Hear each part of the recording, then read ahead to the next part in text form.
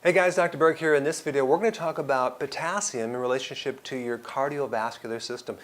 This little video is based on a really cool article that I put down there to download.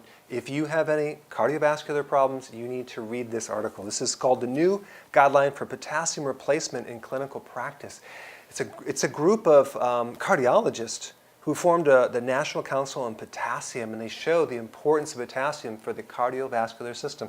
So I want to just kind of cover some of the summaries in what potassium can do. First of all, if you have a potassium deficiency, the name of that disorder is called hypokalemia. And you can remember it by kale, K-A-L-E, right? Hypokalemia, that's low potassium. Now, if you have a potassium deficiency, you might feel tired, leg cramps, muscle weakness, constipated, tremor, because potassium is intimately involved with muscle physiology, nerve physiology, and cardiovascular physiology.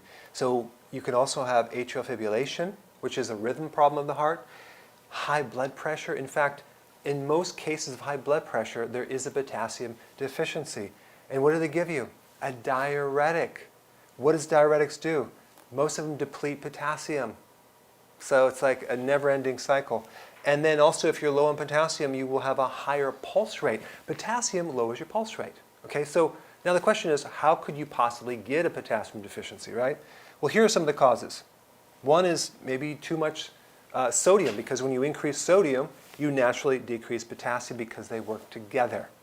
But maybe it's not potassium. Maybe it's low manganese, or magnesium, sorry, magnesium. So magnesium is necessary to keep potassium in the right balance. And that comes from vegetables, all right? Insulin, high insulin. So let's say you have insulin resistance or you're diabetic. Do you know that you're not going to be able to absorb potassium that well?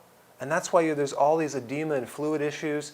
In fact, it takes potassium to heal the insulin dysfunction. You can almost correct insulin resistance and improve your blood sugars by taking potassium. Fascinating. And then, of course, too much sugar to spike insulin will actually deplete potassium. Too many refined carbs will do it. That's why if you consume a lot of sugar, all of a sudden your pulse rate starts going higher.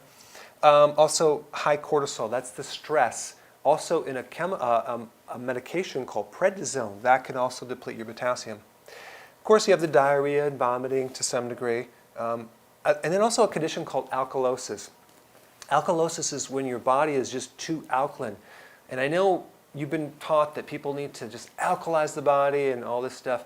Well, actually, when you go through a lot of stress and you have high levels of cortisol, your adrenal body type, your pH becomes more on the alkaline side. Your blood pH becomes excessively alkaline, and that's called alkalosis. And one of the symptoms is a potassium deficiency. Interesting, right? Surgery and trauma. When they do a major abdominal surgery, they're always watching for potassium, because if that potassium goes down when you're under surgery and you're already deficient in potassium, you can create some serious problems with the heart. So that's why they usually give you a potassium IV when you go through surgery. And then trauma. I remember I had a bike accident, went over the handlebars, and I landed in the cement, and my potassium just went down to zero. And I think because when you go through stress, it spikes adrenaline. Adrenaline will decrease potassium too.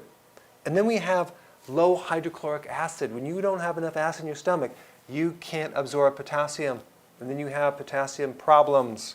So it takes potassium to keep the stomach acids correct, and also taking potassium will help you digest and create stomach acid. So in other words, low potassium can create low hydrochloric acid, but then adding acid back in can help you absorb potassium.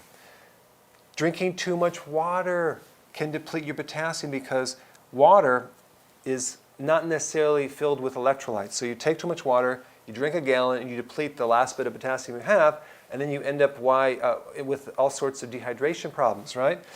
Diuretic, that's another cause of potassium deficiencies, and that comes from when you're on high blood pressure, they give you a diuretic, and then you become potassium deficient. And then you stay you continue to have high blood pressure. Crazy.